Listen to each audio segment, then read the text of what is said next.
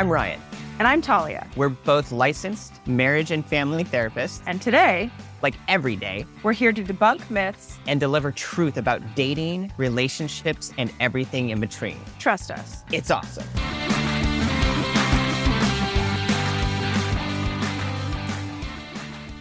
Episode 103. Are we shouting it? Are we actually doing it? We can do it, yeah. Goal! Ah! Is that how the athletics do it? I think that we just go team. Yeah. Do we just confuse everyone and break their ears at the same time? Yeah, if don't listen to this in headphones, sorry, late warning. Whoopsies. Touchdown, hole in one, score, hoop, shooting, basket. There you go. There we go. In the net. Slam dunk, I think is what you're looking for. Slam dunk. Goal. I love it. What the hell are we talking about? Yes. It's actually something we we have directly addressed before, but we get this question a lot. We got this question again, how to get the most out of couples therapy. And on this take, you had a good idea of one of the important things we want to dive into is about how to go into couples therapy with goals, and how do clear goals in your relationship and in couples therapy help you get the most out of it. Yes. So that's why we'll be talking about goals today in couples therapy. Yes. And if you are listening to this, and we've also done the episode of like spouse mandated therapy as a joke, and you're like, we need to go to couples therapy or else, generally speaking, I don't know what you would think about or feel about this, that is not the most conducive mental state to start couples therapy from. It doesn't mean it can't get your foot in the door. However, when you're thinking about setting goals, I at least like when each member of the couple brings in their goals. It could be different in the beginning. And that is, I mean, if it is so different, that's part of where discernment counseling would come into play of like, I want to leave, I want to stay. Like I really need the couples that I work with to be honest about their goals. And that's where individual sessions that I think you do that as well. We meet together for at least once, meet individually to assess for safety and goals and anything else that might not have been disclosed in the first session. And that's when then we would reconvene and come up with the treatment plan and the goals for what the purpose of meeting is. What is couples therapy going to help with? Exactly. On that front, if there are really such different goals from different partners for the relationship, then I will acknowledge that with the couple and say, great. So our actual first goal in couples therapy is get our goals aligned. And I always make it clear that so I'm not saying that in this session, we need to do that. That's what we're going to work towards. So if it's, one partner, well, I just want to go into co-parenting. I'm done with this relationship. And the other partner is, no, I want to heal and fix the stuff we're in. Okay, cool. I'll honor both. Our first goal is getting to the same page. And that doesn't have to be one session. That could be 3 months of work, but then we'll get to that. So that's how I kind of reframe different goals as actually, okay, it gives us that's inherently our very first goal for couples therapy. Mm-hmm. And when the couple is able, on the flip side, if the couple is able to come in and both already be very clear about what their goals are, then in my at least experience, treatment can start not faster in a rushed way, but we're able to get the ball rolling sooner. And usually in those individual sessions, everything is congruent. It's all copacetic. And there aren't, secret families on the other side of town or drug problems that we're not talking about. That's like, well, just don't tell my partner. It's like, that's not my job, is to be the one who discloses all of this stuff that you don't want to tell them. So when everybody's on the same page in both the original, the individuals, and the reconvene session, that is really when the deeper work can start from the beginning. It doesn't mean that goals don't change. That's another part of how to get the most out of couples therapy.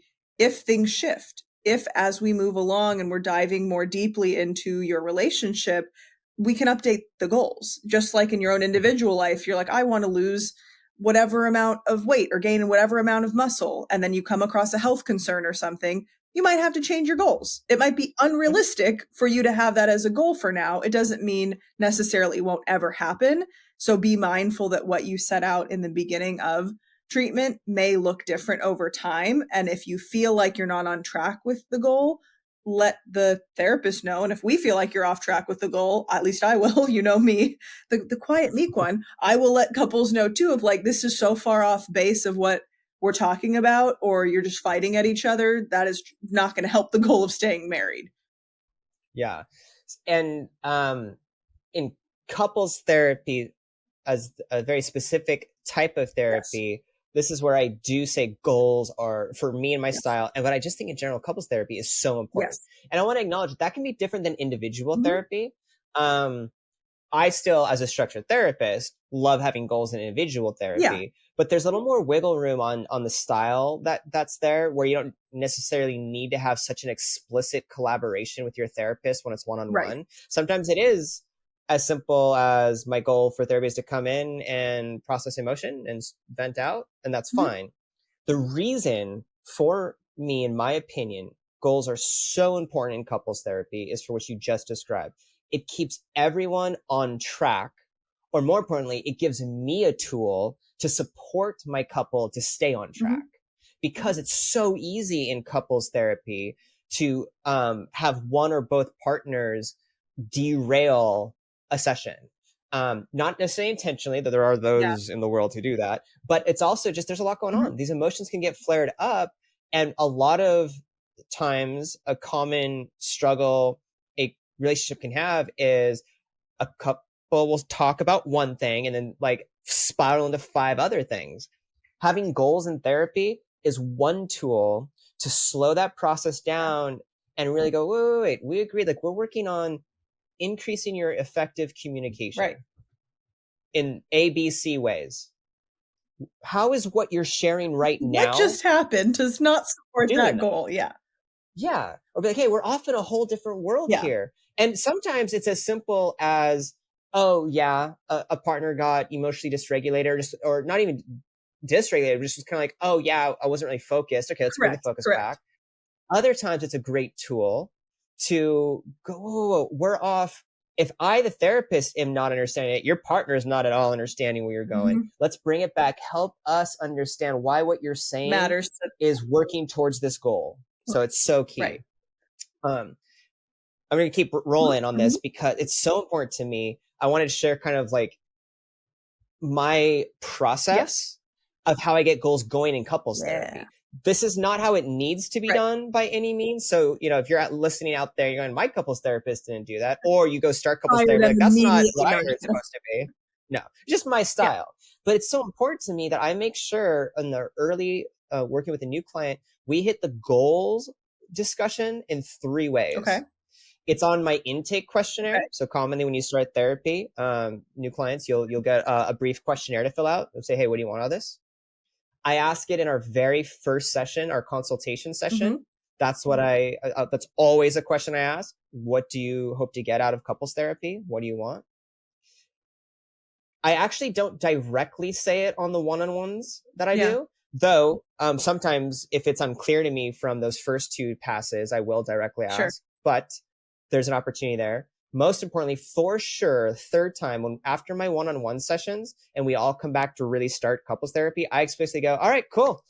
Let's start with making sure we're all aligned on our Yeah. goals, whatever that is. And I'll have from those three sessions been able to put together what I think I understood each partner's goals are, whether they're aligned or Mm-hmm. not. And I'll lay out, here's what I think I'm hearing.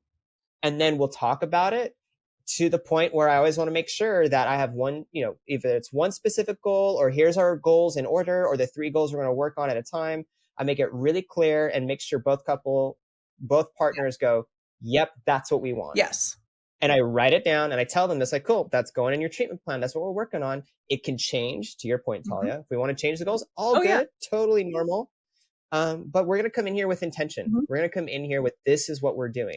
And I take it another step further and say, if you ever are coming in couples therapy and you've lost sight of the goal or you're not sure how we're getting to that goal, let me know.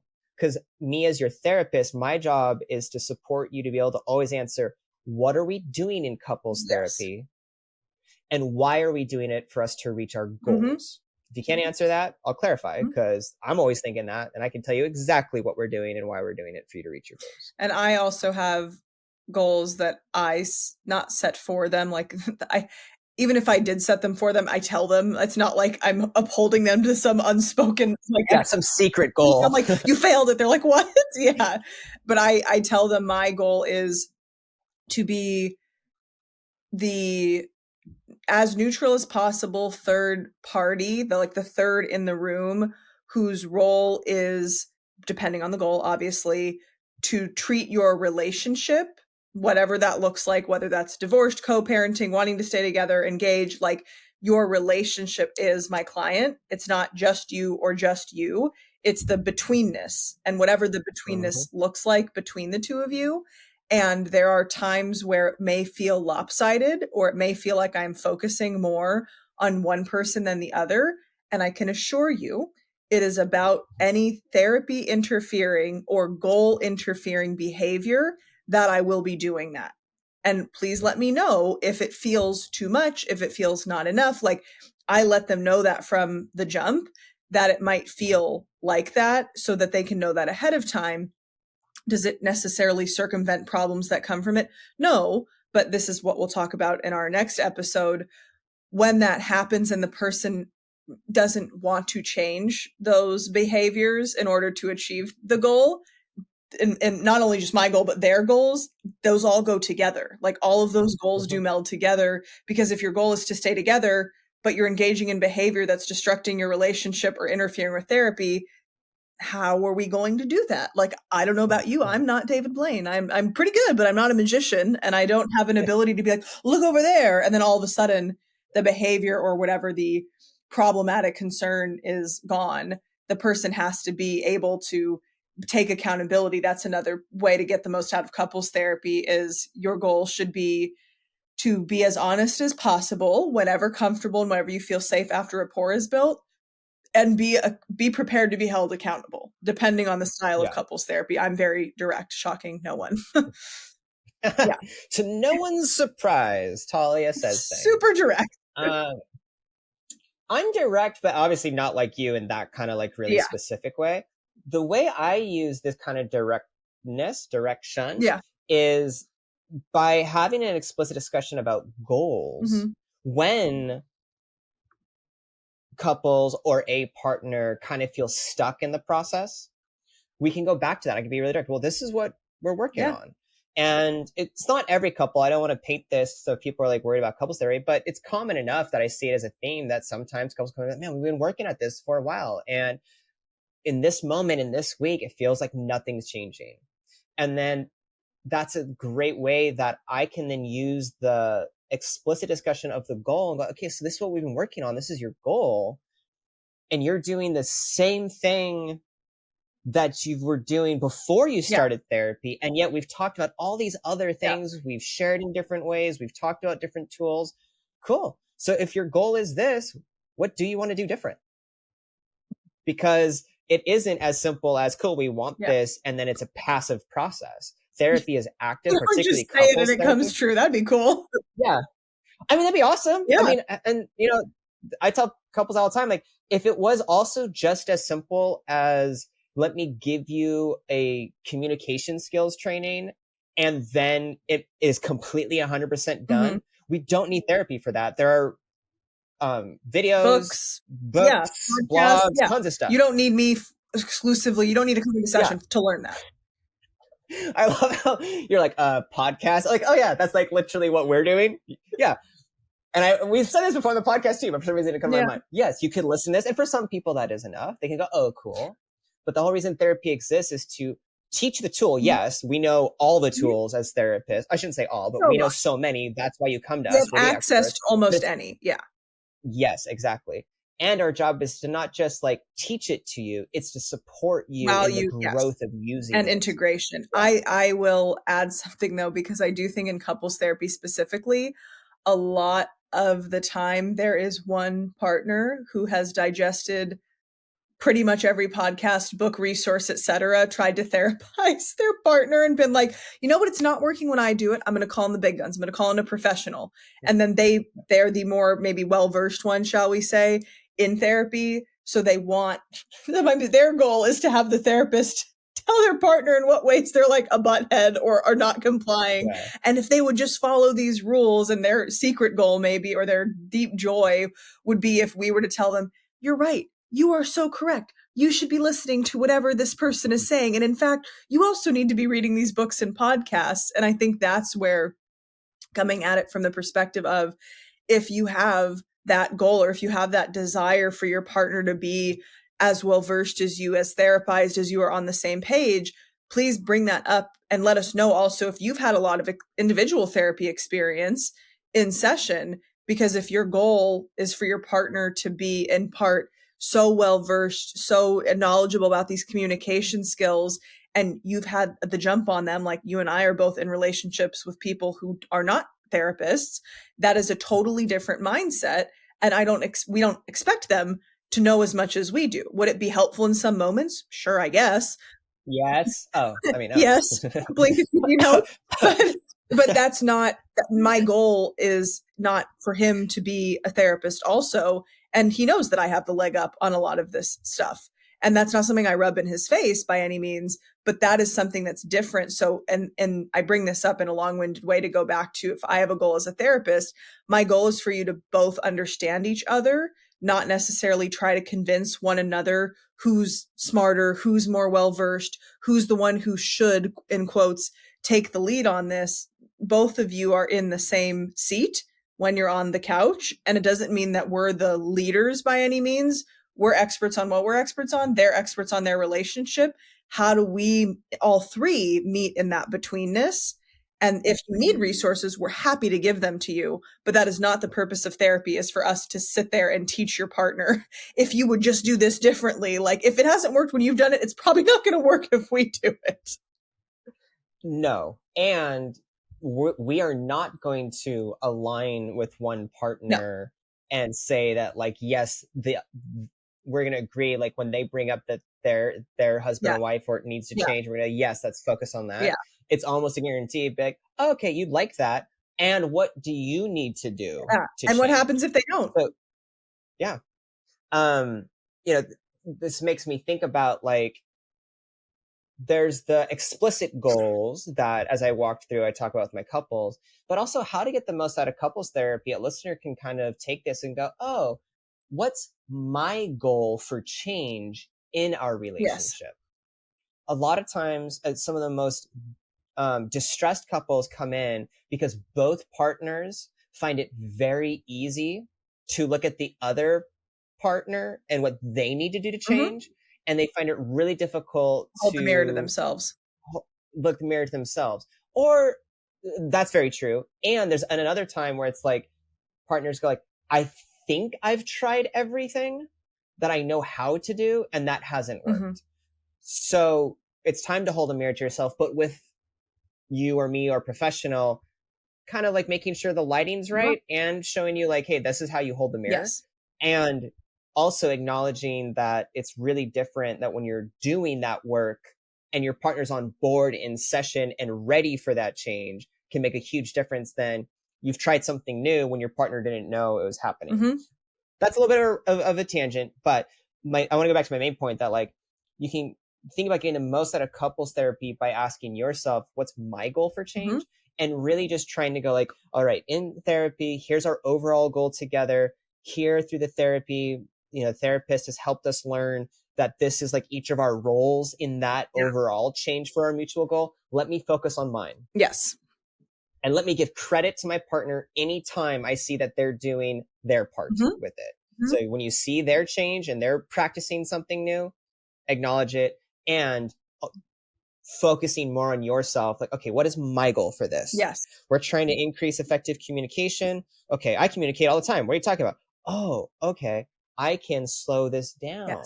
I can encourage effective communication in the relationship by me communicating less. Mind blown. It's not always saying more. And so, if your goal is that your partner becomes a different person, like, my goal is that he is not the same person and fixes all these things, and I have nothing wrong with me, and neener, I'm not going to change anything. Perchance couples therapy will not work for you. Gosh, yeah. That's a rough one.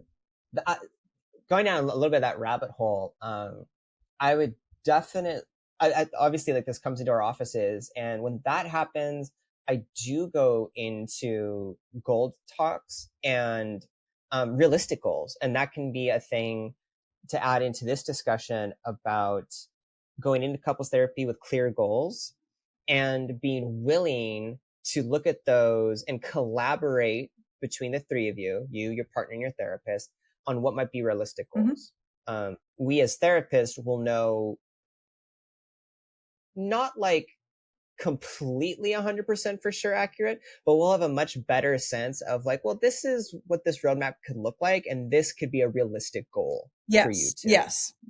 Or this is the stepping stones realistically to get to that. Why Ultimately, don't we start with this goal that's realistic, and then we can reassess as we're going. And so many couples, I believe, come in obviously at various stages, but there are many couples who come in where they really need therapy to work and they don't necessarily have the patience for a longer runway goal. They want what they want when they want it. And I think there's a belief. Usually I see this in older generations, which makes sense, but usually there's a belief that either, what are you going to tell me that I don't already know? This needs to be fixed immediately. I'm not wasting money on this. Like, let's get in and out. And if you, and sometimes it's, if you can't fix this, then no one can. Or if you can't fix this, then it's this last, like, there's this pressure on the therapist that I think the clients put in. And I think impatience makes sense if the couple has really tried many other interventions, the podcast, whatever we've listed previously, and they're not yielding the fruit that they would want to from it. That is the time where couples therapy is, my goals would be to put what I've learned to work and to have my partner ideally have a mutual understanding. If I have read more articles or what have you, like, this is where you could tag your therapist in to be like, I think this is helpful. I've tried this before. I've tried this intervention. Could you teach us how to do it so we're all on the same page? Like, you can make us collaborative in that goal, but to come in with this expectation and pressure, it's going to be magically solved in 1 or 2, even hour-long sessions, is not going to happen. If you would like that, you would probably be a better fit for like an intensive where it's like 2 days in a row of like 5 hours of therapy. Like, then you might get some real healing out of that one session. But in 50 to 60 minutes, we can only cover so much. We're not magicians. No, but that's a good point. I mean, there's great couples retreats that are therapeutic retreats where that can be useful. Definitely. What came to my mind as you were describing that is how couples can come in.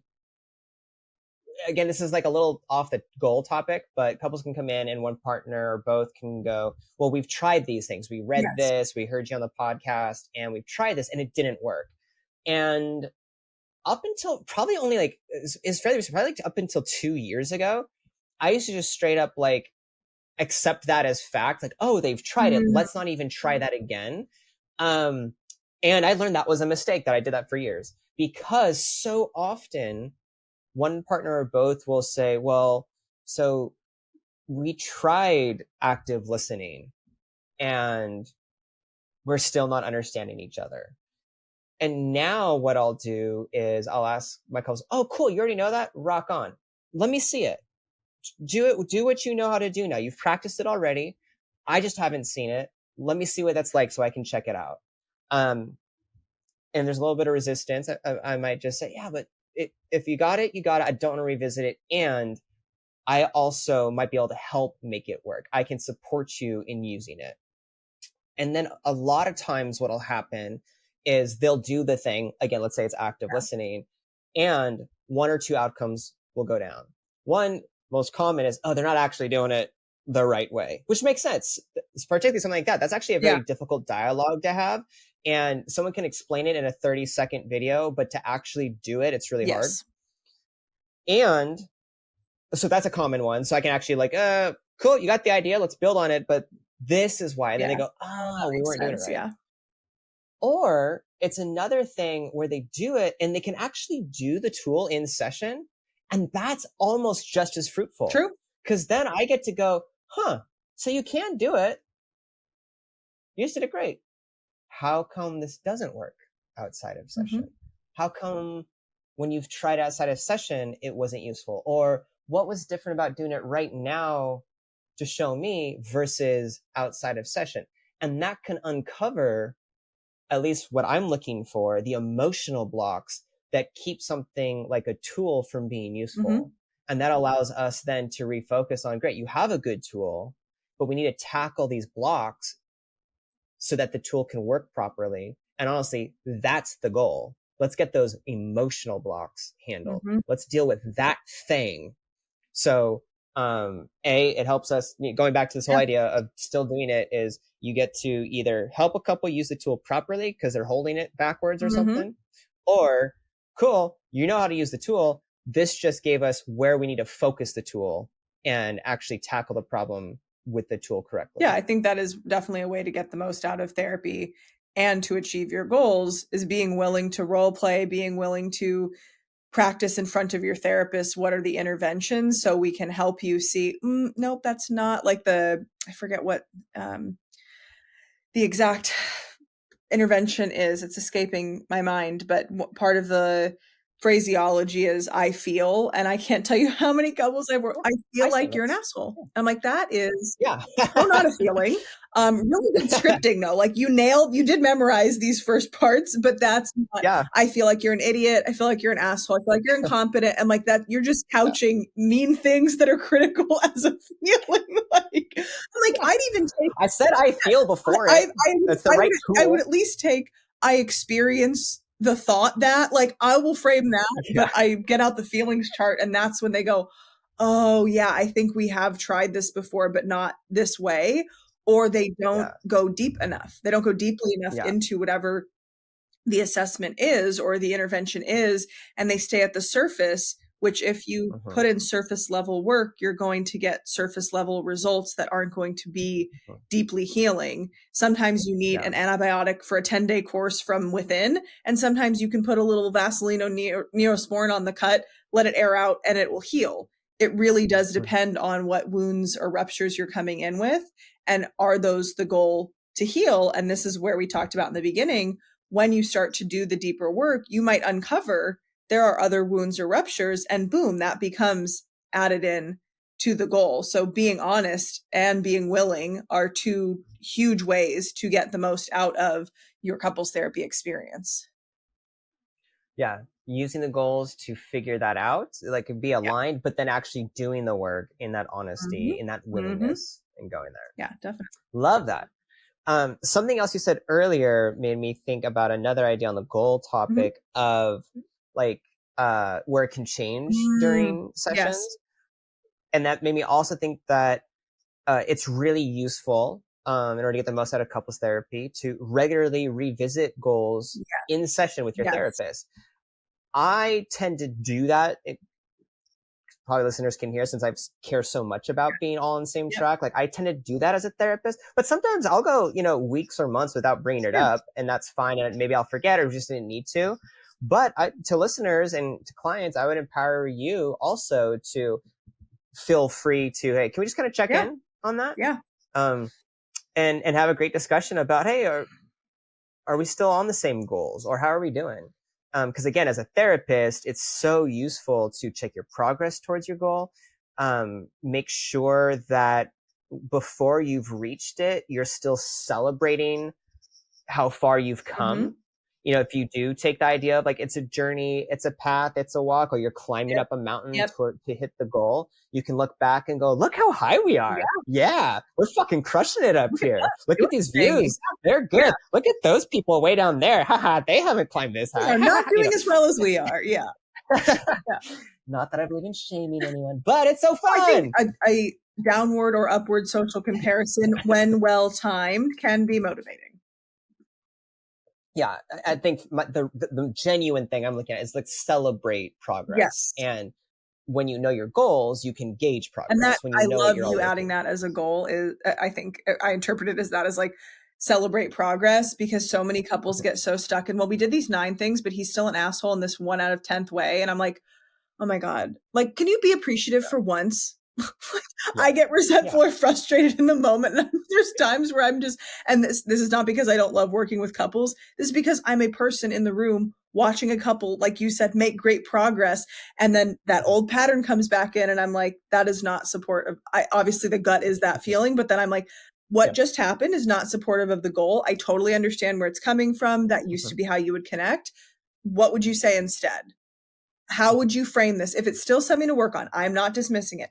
I need you to word it in a way that is more proactive and more reparative, and so your partner can join in you. Thank you so much. I see how far we've come in these areas. My hope is in this other area, we can get just as far as we did in these 9 areas. That is even positively acknowledging there's still something to work on rather than slipping back into the old complaint criticism ways. But they're still doing this. And it's like, okay, well, my goal again is that you see the positives and that you're acknowledging and celebrating those successes. So being able to help them reframe and teach them that language, then they model it in their relationship. When a complaint or a criticism sneaks back in, they can interrupt it and go, wait a second, how would I word this as a strength? Or how would I word this as a request rather than a negative complaint? Yeah. And making sure in an example like this that there's intention behind what's being communicated or requested. I've had conversations like that with couples, and I'm thinking the way you described it, kind of like this is like, say, in a position, 9 out of 10 things are going on, so we've been working there for a while, so I have a relationship with a couple or a partner like this. And if I have the relationship and like we're all in a pretty good place, I definitely will jump in as therapist. Like, what are you hoping to get from a statement like that? How does that help us with the what goals? What is the purpose? Yeah, just be like, hey, like, where are you going with this? That's different than an early on couple where then I might have to be a little more direct or more like showing like, okay, so let me do the first level teaching. This is criticism here. Let's shift it and go there. But when a topic like that can come up, that's another way. Again, as a therapist, I love using explicit goals to be able to go, oh, you have been doing great work. Where is this coming from? Where's this going from? Or where is this going and where is this coming from? Like a lot of what maybe we've done to help reach your goal, like the process is kind of being intentional. So where you at? Yeah. Because again, just to link it, to wrap up this idea, is this goes back to what I was saying, I think at the beginning of, and couples therapy goals are so useful. I'm going to reword it a different way because it's useful so that couples don't come in, like say in individual therapy, and just think it's a space to complain and vent. That's not what couples therapy is. And if you come in without being intentional with your words and thinking about what am I doing in this relationship, I just let it rip, let it fly. You are back to square one. You are back to, I'm just here to complain and protest and not actually support the relationship healing. Correct. Yeah. That is, again, as a couples therapist, even ethically, not the vibe. No, not is it. It's not only not the goal, it's not the vibe of session. And it's much different when I sometimes see clients lodge complaints as an indirect way to try to get at the goal discussion. And that's when, again, I will jump in and be like, it sounds like, I'm interpreting, it sounds like what you're trying to say is, in your point with EFT as well, there's an unmet need. You're not getting what you want out of sessions. You're seeing that we're focusing too much on this. We're not focusing enough. Like, am I in the ballpark of what I'm interpreting? Yes, no. If no, what would you say instead? If yes, then how can we frame what is happening in the complaint you just lodged in order to meet that goal?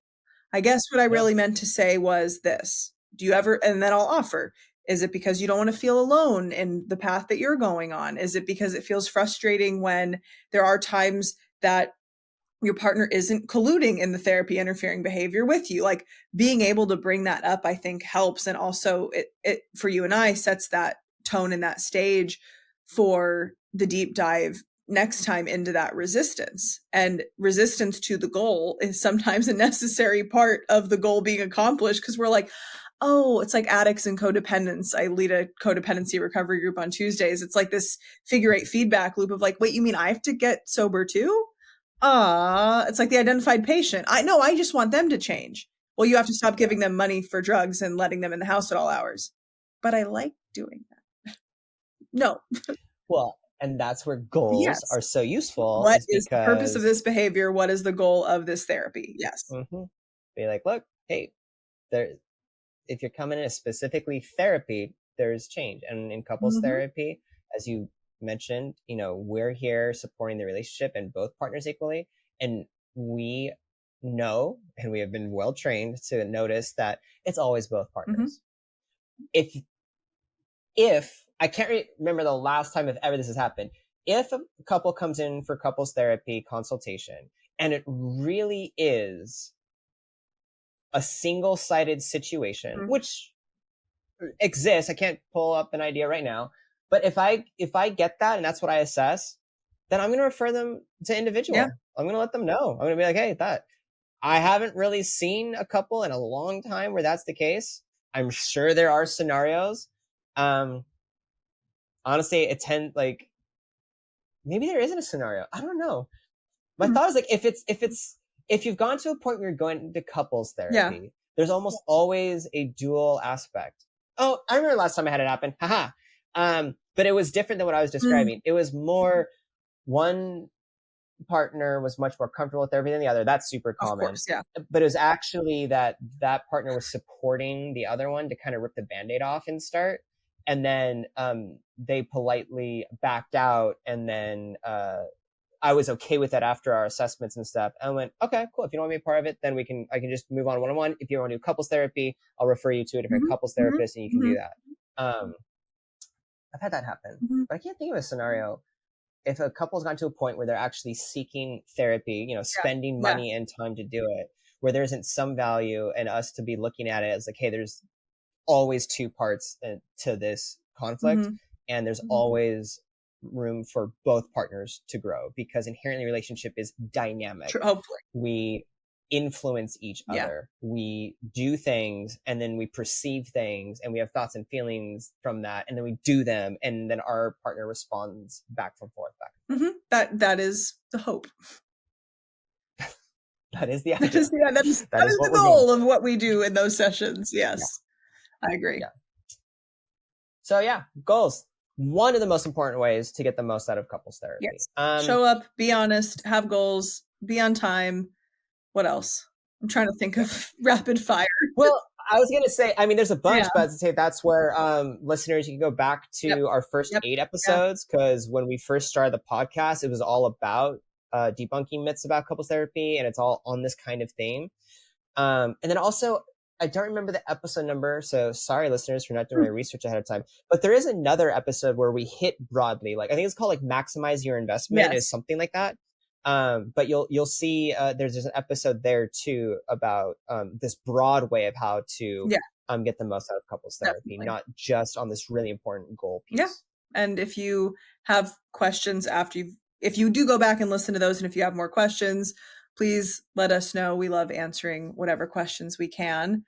And I think that wrapped it up in my head. Nothing burning coming up like, oh my gosh, I have to add that. So goal achieved.